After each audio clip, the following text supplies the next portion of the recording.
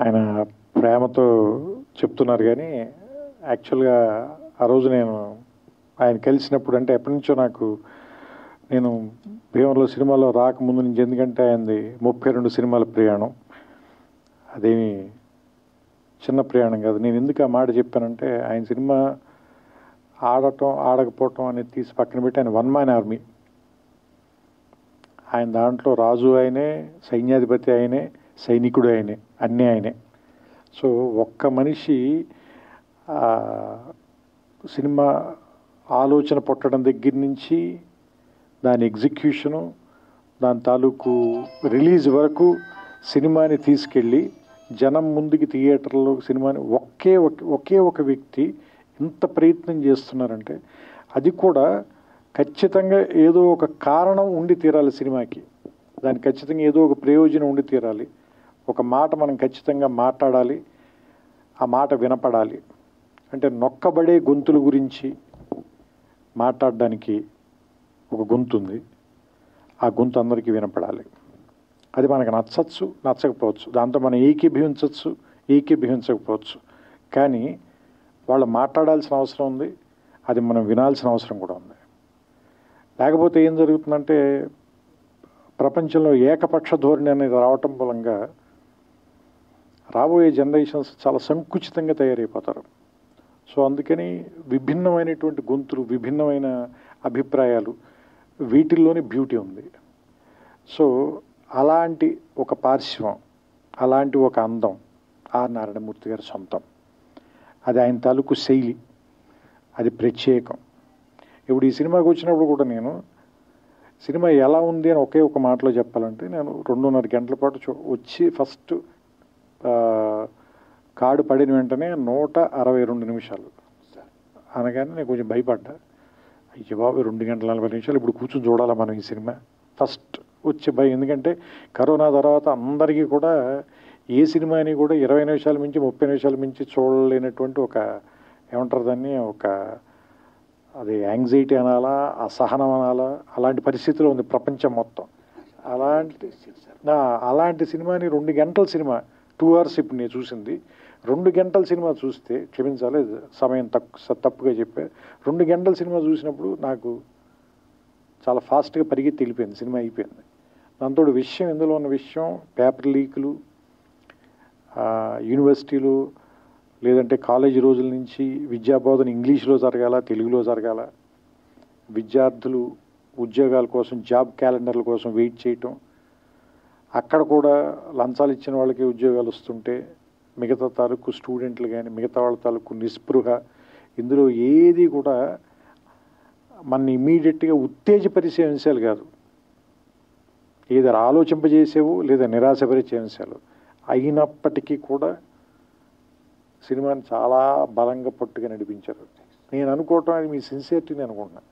కేవలం మీ సిన్సియారిటీ మూలంగానే మనకి లోపల ఏదైనా ఒక లాంగ్వేజ్ వచ్చే లోపే మీ సిన్సియారిటీ వల్ల, బ్రదర్ ఒక్క నిమిషం, అంటే మాకు ఏదైనా లోపల ఒక లాంగ్వేజ్ వచ్చే లోపే మీ సిన్సియారిటీ వల్ల దాన్ని ఏం మాట అనలేకపోతున్నాం. అంటే మిమ్మల్ని ఎందుకు గౌరవిస్తారు అంటే అందరం కూడా, మేమంతా కూడా ఎందుకు గౌరవిస్తాం, మేము కానీ పాత్రికేయులు కానీ మీడియా కానీ లేదంటే ప్రేక్షకులు కానీ ఎందుకు గౌరవిస్తారంటే మీ అభిప్రాయం నచ్చో నచ్చకో రెండూ కాదు, మీరు అది చెప్పే తీరు, దాన్ని మీ అభిప్రాయాన్ని మీరు ముందుకు తీసుకెళ్ళటంలో మీకున్న నిబద్ధత, మీ సిన్సియారిటీ, దాన్ని మాత్రం ఎవ్వరు క్వశ్చన్ చేయలేరు. అది మాత్రం మీ సొంతం. అలాంటి వాటి కోసమే నేను ఇప్పుడు వచ్చి మీ పక్కన నుంచున్నాను. కేవలం ఏంటంటే మీ నిబద్ధత నచ్చే, దానికి గౌరవం ఇచ్చే. ఎందుకంటే ఇంతలా రాజీ పడకుండా బతకటం అందరి వల్ల సాధ్యం కాదు, నా వల్ల కూడా. నేను చాలాసార్లు రాజీ పడ్డాను నేను. సో అందుకని ఏంటంటే ఇలా రాజీ పడకుండా బతకటం అందరి వల్ల అవ్వదు, కొంత జెలసీ కూడా ఉంది నాకు. అలా బతకడం అంత తేలిక కాదు. సో అందుకని ఆయన పక్కన నిలబడి ఆయన నా అమూల్యమైన సమయం అన్నారు కానీ ఆయన తన సమయాన్ని వెచ్చిచ్చి నాకు సినిమా చూపించినందుకు,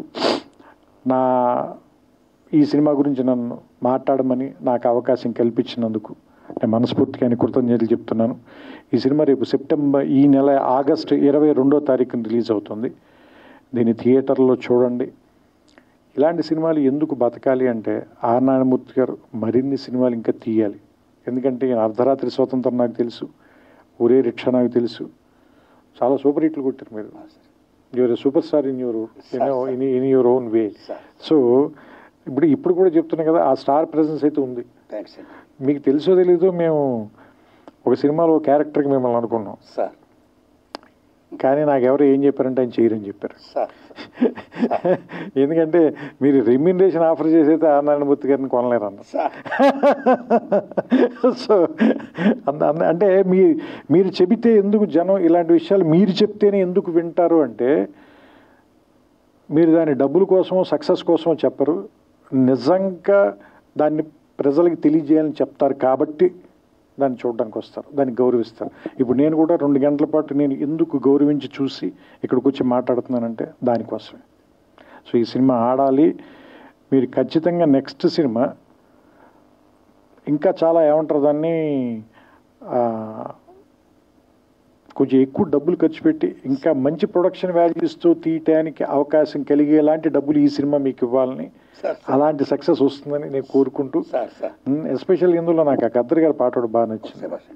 అది గద్దర్ గారు రాశారు, మీరు చెప్పిన తర్వాత నాకు ఇంకా ఆనందం వేసింది, ఎందుకంటే నాకు ఇష్టమైన రచయిత ఆయన. సో ఆయన పాట చాలా బాగుంది, ఆ పాట మాత్రం. సో నేను ఆ పాట మీరే పాడారేమో అనుకున్నాను, ఎందుకంటే వాయిస్ విని కొంచెం రాగా ఉంది వాయిస్ అయింది. సో అంటే ఆ పాత రికార్డింగ్ని వాడుకున్నట్టున్నారు మీరు, అందుకని that was a good song తాత ముత్తాతలు ఆ song. And I like the film అండి, నాకు నచ్చింది సినిమా.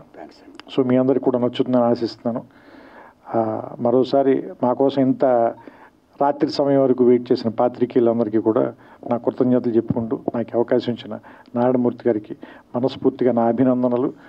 అండ్ ఈ సినిమా సక్సెస్ అవ్వాలని నేను ఆకాంక్షిస్తూ ఆయనకి నా శుభాకాంక్షలు తెలియజేస్తాను.